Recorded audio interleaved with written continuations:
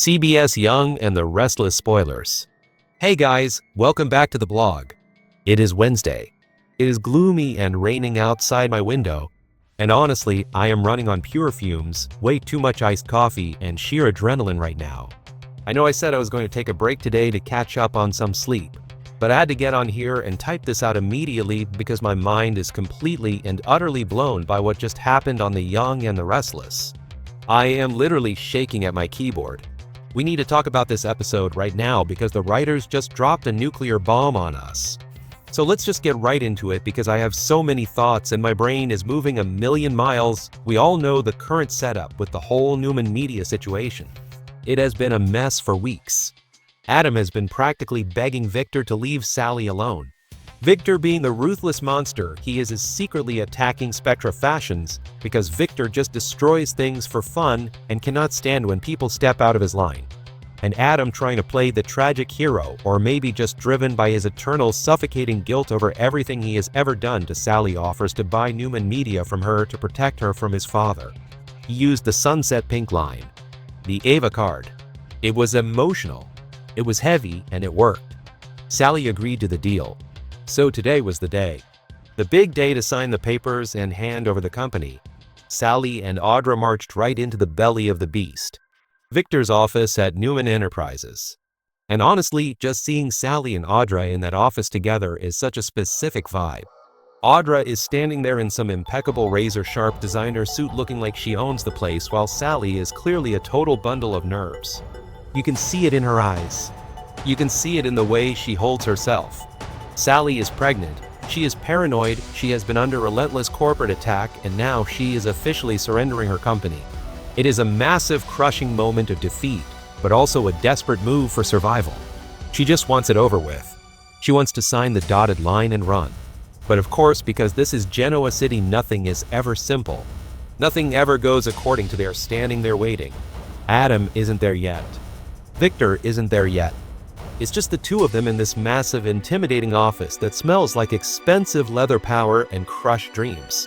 And you know what happens when characters are left alone in an office on this show? They snoop. They always snoop. I swear no one in this town understands the concept of a locked drawer or basic privacy. So Sally, being anxious and high-strung, starts pacing the room. She starts looking around, and for whatever reason, maybe just nervous energy, maybe some weird maternal intuition, she walks over to Victor's massive mahogany desk and opens one of the drawers. Now I know what you guys are thinking. Why would she do that? That is so stupid. But honestly, let's be real. If I was left alone in Victor Newman's office, I would probably look too. You just know there are dark secrets, blackmail files, Swiss bank account numbers, evidence of decades of crimes. But what Sally finds buried in that drawer is so much worse than a financial document or a corporate. He reaches in and pulls out a photograph. Just a physical printed photograph hidden away beneath some papers in the drawer. And at first, it just looks like a normal picture. But then the camera zooms in, the dramatic soap music swells, and we see exactly what Sally is seeing. And my jaw literally hit the floor. I actually screamed at my screen. I am not even exaggerating. It's a picture of Adam. Adam is in the photo and he is smiling. But he's not alone.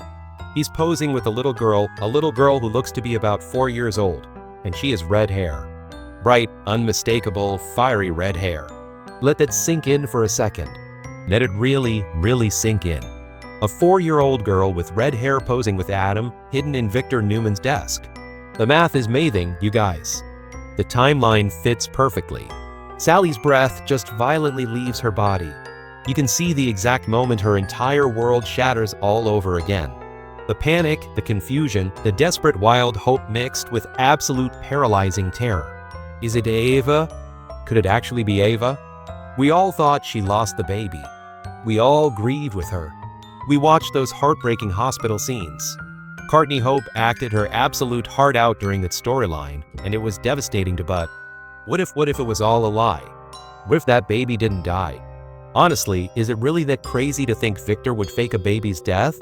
This is Victor Newman we are talking about. The man plays God with his family on a daily basis. He hoards heirs like they are rare trading cards. Just look at his history.